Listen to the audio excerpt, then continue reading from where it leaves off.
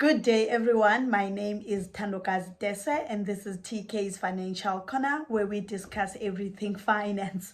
As long as you must take money out of your bank account or out of your pocket, we have to discuss it. So welcome to my YouTube channel, and if it's your first time on this channel, please do not forget to subscribe on this channel for more of the content. So today we're talking about the step-by-step guide on how to buy property and what are some of the costs that you must save up for and prepare for and be ready for.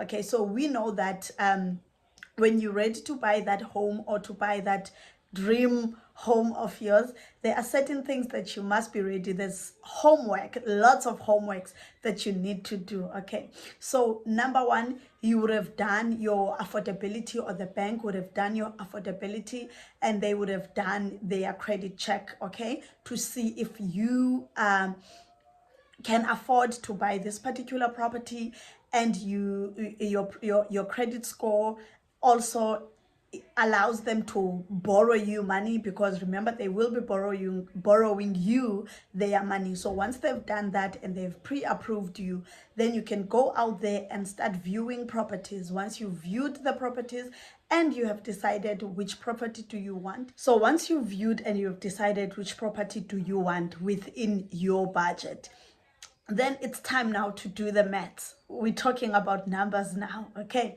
So there are certain things that you need to have saved money for, okay? So if you are not fortunate enough to get 100% of the bond, then that means your deposit, the money that you have saved towards your deposit, is going to help you.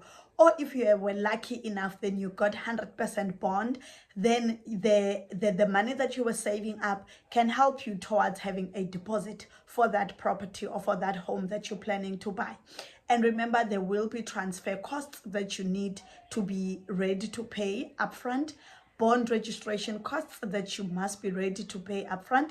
If your property is more than $1 million, then you will be liable to pay transfer duties. Okay, so these are some of the monies or that you need to save up prior starting the whole journey of buying property. Okay, because in most situations, if you did not save up for this money, then you will find yourself having to take a loan or having to take a credit card. You know, you are actually increasing your debts on top of the ones that you're going to be taking from the bank, and that is really not good, guys. Okay, so to avoid all the drama and all the stress, then I think one at least needs a proper planning. Let's say a 12-month period of saving up money and also planning, knowing exactly what's your budget and how much are you willing to spend throughout the entire process of obtaining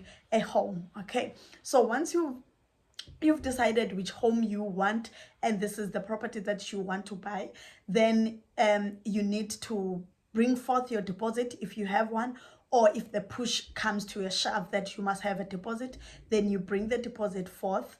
And then we're talking about now bond registration costs. Okay, so I will make an example for a property that is 1 million.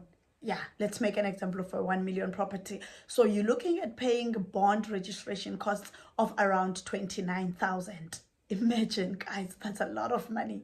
And then about the bond transfer costs, you're looking at around paying 25,000 rands. So we can roughly say or safely say you need at least 60,000 rands. We're not talking about transfer duties, because this property, we are assuming that the property that we are purchasing is 1 million and less than that, you know. So if we are then talking about a property that's over 1 million, then there will be another cost, which is a transfer duty. So you will be talking of about another 20 to 30,000. So we're talking about 90,000 here that you must have upfront before we can even start the process. Okay, so once you've done this and you've made all these payments, Bob's your uncle, you are ready to move on with the process. You've purchased your home, you've moved in. So the costs do not just end there after you have paid all those upfront fees and you have got the loan from the bank. you still need to maintain the property once you move in.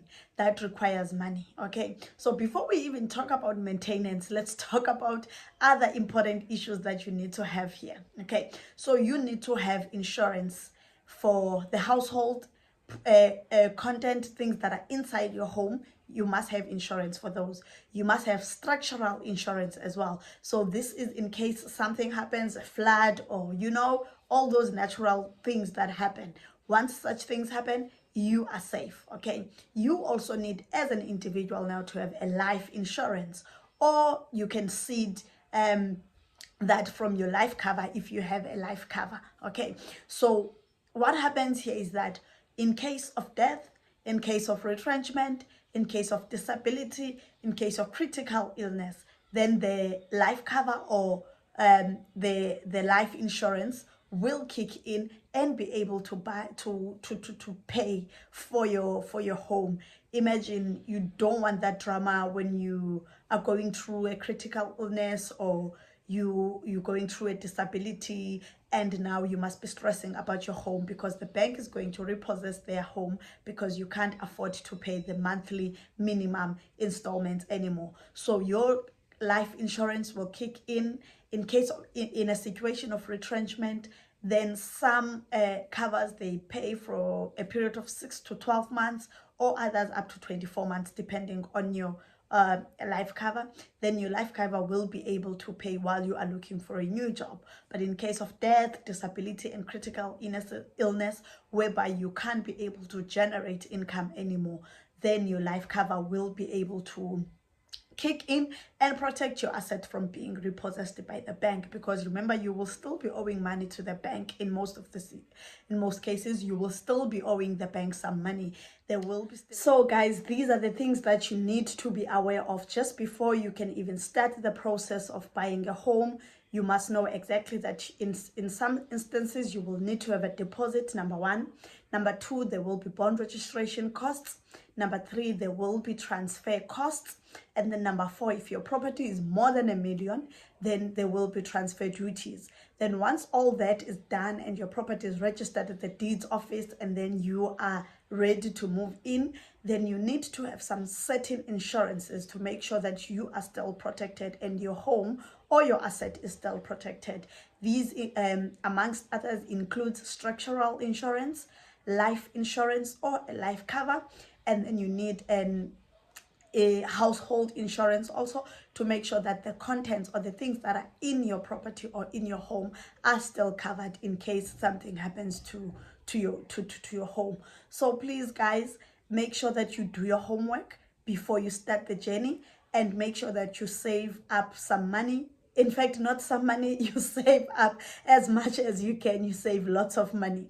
And then I'm sure if you've done that and you do your homework, you do your background check, you do your due diligence, then the process, as much as the process will always be stressing, but the process will be much better compared to you having done none of the above. So please guys, remember, none of these things that are said on this video constitutes as a financial advice. If you are looking for financial advice, please feel free to speak to somebody who is certified and is registered with the FSCA. Okay, so please, if you haven't subscribed to my channel, do not forget to hit the subscribe button and the ring bell. When new video is uploaded, you will definitely get a notification. Thank you so much guys, and do not forget to like the video, and see you next time on the next video.